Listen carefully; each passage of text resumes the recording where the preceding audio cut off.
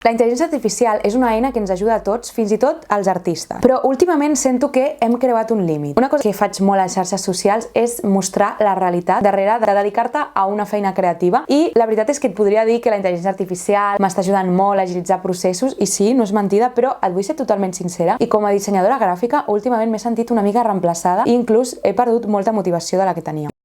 I per tot això i molt més he creat Cròniques d'una creativa. Una sèrie on parlarem de creativitat, disseny, museus, llocs on trobar inspiració, colors, llibres, referents i de tot allò que ens motiva a crear. Perquè la creativitat necessita una cosa molt bàsica: mirada, temps i història. Des del meu estudi creatiu et vull transportar al món de la creativitat amb la intenció de posar una mica de cura en aquest món tan automatitzat. Tindràs petits tastets creatius en format vertical per TikTok i Instagram i els capítols complets a YouTube. Però primer de tot, ja que això és l'episodi pilot, deixa que em presenti. Em dic Helena Riu i sóc dissenyadora gràfica i il·lustradora. Just acabo de complir 24 anys. Vaig néixer a Barcelona, però visc a Tarragona. A l'acabar la selectivitat estava molt perduda. No tenia ni idea de què estudiar, així que vaig entrar a l'Escola d'Art i Disseny de Tarragona. Allà vaig descobrir el món del disseny gràfic, ja que a mi sempre m'havien dit que tot això de l'art era més un hobby. Però no, realment hi havia un gran món d'oportunitats i vaig aprendre moltíssim. Després vaig estudiar comunicació interactiva a la Universitat Autònoma de Barcelona, ja que el món de la comunicació m'apassiona des de sempre. A tercer de carrera em van donar una beca per estudiar durant un any a la Universitat de Califòrnia a Los Angeles. És una experiència que no superaré mai a la vida. Mentre estava allà vaig poder treballar de dissenyadora i vaig poder entendre el món de la comunicació i el disseny gràfic des de perspectives i formes de treballar totalment diferents a les d'aquí.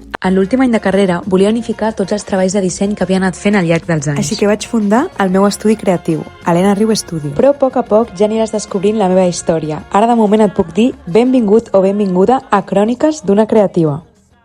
I avui comencem a parlar d'un color que ha fet història, el blau. He pensat que era un tema perfecte perquè primer de tot em coneixis una mica més, ja que una cosa que em defineix, no sé si es nota pel fons, és el color blau. Ha sigut el meu color preferit des de petita i molts cops jo em veig al mirall i penso: en quin moment ho porto tot de color blau? Sé que m'agrada aquest color perquè inconscientment sempre, si hi ha 1000 colors, l'acabo triant. I segon, perquè penso que és la millor manera de començar a endinsar-nos en aquest camí creatiu, ja que descobrirem que una cosa tan simple com és un color pot tenir tanta història, simbologia i creativitat darrere. El blau sempre s'ha associat al color de l'infinit. De fet, quan els objectes s'allunyen en la distància, si et fixes en les muntanyes, es veuen d'un color blau per l'efecte de l'atmosfera. Per això moltes cultures en l'antiguitat associaven el blau a allò misteriós o sagrat. I una cosa molt curiosa és que, encara que el blau fos un color tan important, a l'antiguitat moltes cultures no tenien una paraula per definir-lo. Per exemple, a l'Odissea el mar mai és blau, sinó que és el color del vi. I no és que no veiessin el color blau com a tal, és que el llenguatge s'adaptava al que era important per ells. Com per exemple, el blanc i el negre sí que estaven definits per al dia i la nit, el vermell per la sang, el groc per l'or, però el blau era tan poc comú que simplement no el van batejar fins molt més tard.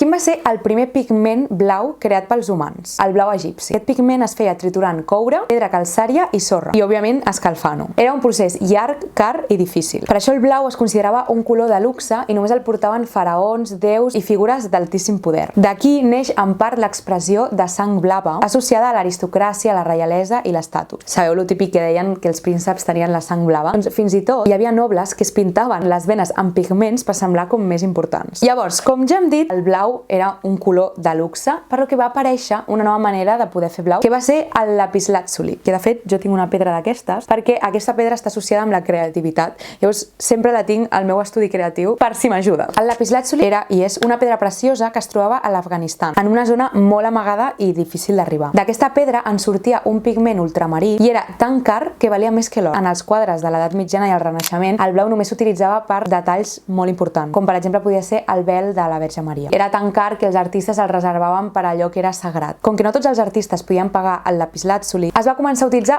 una alternativa, l'azurita. No era tan pura i tan brillant, però funcionava, i sobretot es feia servir perquè l'església poguessin pintar els típics cels blaus immensos. Després també a Centre Europa es va començar a fer blau amb la planta de l'índigo. Però la manera en què es feia era una mica curiosa, ja que calia fermentar-lo amb orina. Necessitaven molta orina i el que feien els treballadors que pintaven era beure molt d'alcohol per poder tenir orina. Llavors era típic veure a pintors superborratxos perquè per produir aquest blau, doncs això, havien de pixar molt. I com a curiositat, el blau també ha tingut molts usos mèdics, ja que alguns pigments derivats ajudaven a tractar problemes de la pell com la psoriasi. És a dir, era un color funcional i no només estètic. Què diu la psicologia del color sobre el blau? Doncs la psicologia moderna diu que el blau calma. Han fet proves amb pacients que si els canvien a una habitació de color blau redueixen el seu estrès. Jo això no ho sabia, però bueno, es veu que tenir una habitació blava té com molts efectes positius i de fet el blau és un dels colors més estimats del món. Si li preguntes a gent random al carrer quin és el seu color preferit, segurament et diran el blau. És per això que el podem veure a tants logos, perquè si ets dissenyadora,